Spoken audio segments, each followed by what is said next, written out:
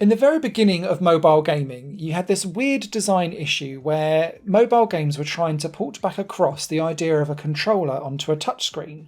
And then because we've all got fat fingers and the input points of that was so small, they kind of just agreed on this design consensus of getting away from that idea and then having single presses on a screen or a single flick on a screen to enable you to accessibly access the game and play it.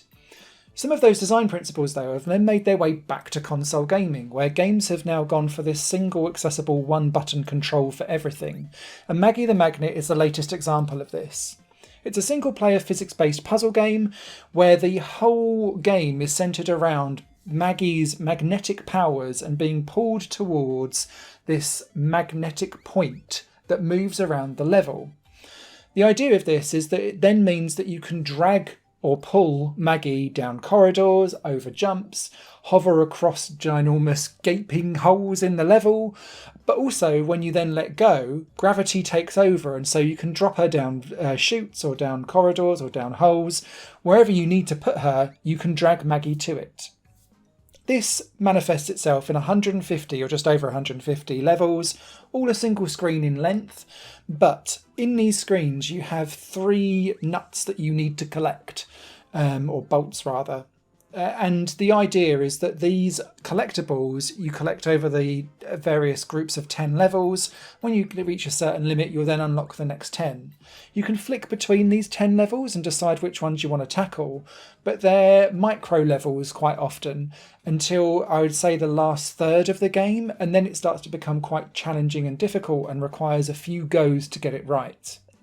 The beauty in all of this, though, is that the single button press doesn't feel like a gimmick. It feels correct and true to the way how the game is designed. And that's my main kind of takeaway from this, is that sometimes games make themselves unplayable, trying to make the game playable by a single button. But Maggie the Magnet has been designed from the ground up to really understand why this is a single button game, and to understand really that it's all about that pull and let go mechanic, and that's all that you really needed from a button. As you go through the levels, though, more and more gameplay elements are added into the mix. So you'll start off with just jumps and corridors to work your way around. Pretty soon spikes and icicles are added in. Then you'll get laser beams where you'll have to kind of press and release to try and get between the different gaps as they pulsate around. Then you'll get portals where you'll drag yourself through one portal and fly out another, and that could be a totally different location to where your magnetic point is on the level, and so it might throw you in a different direction. You'll also have switches that will turn on the movement of that magnetic portal, so as that moves around the screen you can drag yourself in different directions, and so timing becomes quite important. And also you get bounce pads that can kind of throw you around everywhere, as well as gravity flip switches. And this means that obviously when you let go, down becomes up and up becomes down.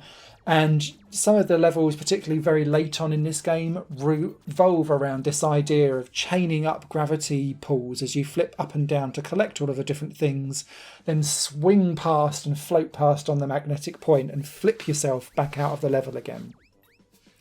In addition to all of the main levels that are in the game, there's also loads of hidden ones, a secret level in each of the 14 areas that you go through.